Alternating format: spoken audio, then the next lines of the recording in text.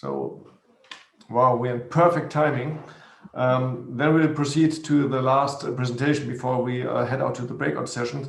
And this presentation, let's see, is about the political strategy program. Let's see.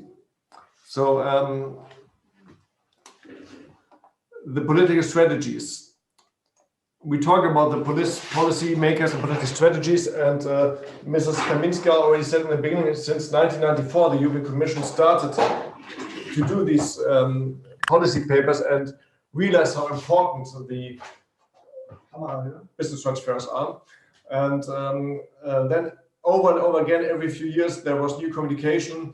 I copied this from the European Family Business website because it's quite interesting to see that there was a lot happening actually, and that the Commission and the national states realize how important business transfers are. And actually, this website from the European Commission was one of the starting points of our project in 2016, where they pointed out how important the successful transition from one generation to the next generation is for the European economy.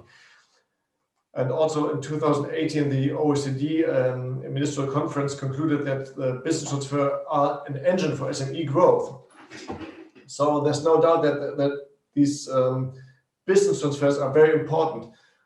But on the other hand, if you look at the impact, sometimes makes you wonder because it's not so clear. It has been realized by the policymakers how important this is in the last 25 years.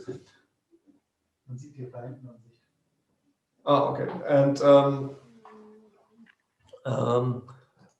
but it's not so clear how much of these. Oh, it doesn't matter. You see, I'll just change the slides. 1 second. I just heard you see the wrong picture, but it's not a biggie. So this should be better. But our goal was to really make a political strategy that is very tangible and helps the local and regional municipalities and communities to implement programs, implement actions and measures to set up business support structures. So our strategy is quite comprehensive. This book will be published at the end of this month. It has 224 pages. And also Mrs. Lucia Kaminska said in the beginning that the status quo of business transfer support is very different in the regions. So in some countries, they pay quite a lot of attention to it in the business support organizations, but in the newer member states, especially in Poland, Lithuania, Latvia, Estonia, and Russia, this is not so much seen as a problem or developed as infrastructure. And especially in these new member states, most companies were founded in the 1990s when the people were 30, 35 years old. And now they're approaching the retirement age. So now this issue is catching up. And the existing differences between the Baltic Sea region countries and within the Baltic Sea region countries, between the old member states and the new member states, is actually an excellent possibility to do a transnational exchange of experience and not only transfer best practices, but also implement them. And we describe several of these best practices and how to set up a long-lasting network for business transfer supports in this region.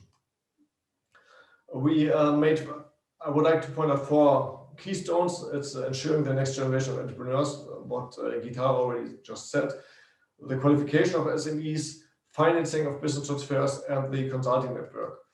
And I would like to start with the first point, that it's very important to set up a network for business transfers in your region.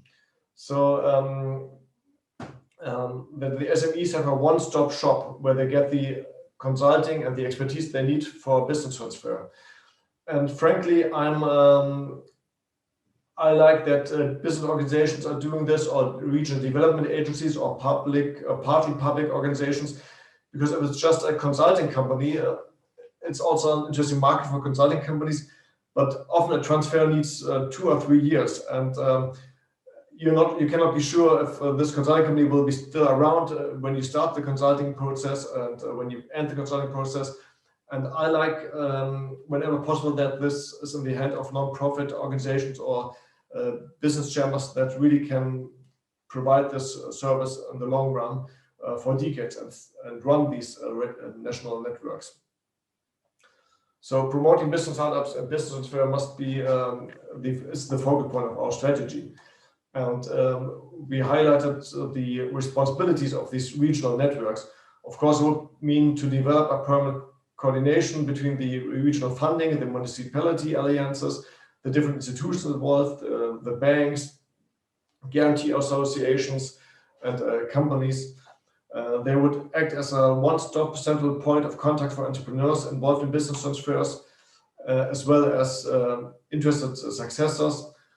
They can be responsible for the matchmaking, so that they help the SME company to find the suitable successor for exactly their company by running internal registers that are aligned with the GDPR regulations, where you have anonymous information on possible successors and potential companies that look for successors.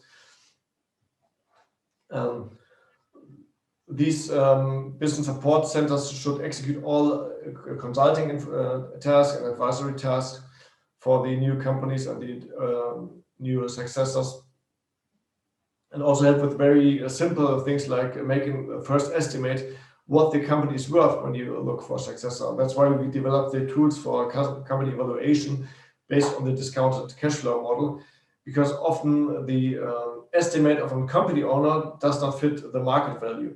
Of course, there's a difference between the market value of a company and the price of a company. To help with things like this should be the responsibility of these networks.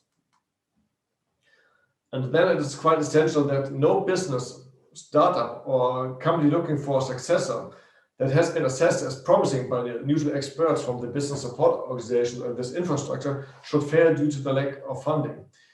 Because that's sometimes still the case. I think first it's important to realize, is this company really worth shifting to the next generation, or is it a company that is just making debt in the last years? Then it doesn't make any sense to shift it to the next generation.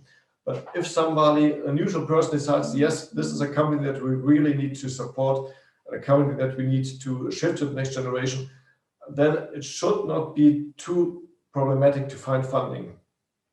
But at the moment, it is problematic to find funding in many countries, especially for the micro companies that are not able to deliver the paperwork that the funding agencies and banks require. So there's a lot of support needed.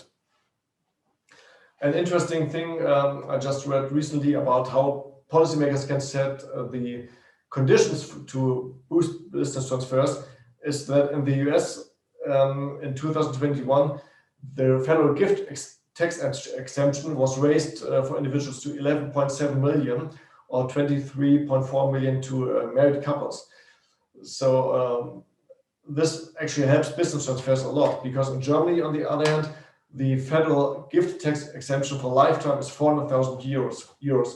And if you own a company that is worth on the paper with all the machinery, the logistics, the houses, the fabrics, that's maybe worth 2 million euros on paper, you cannot give it to somebody for free to his son without paying taxes in most cases.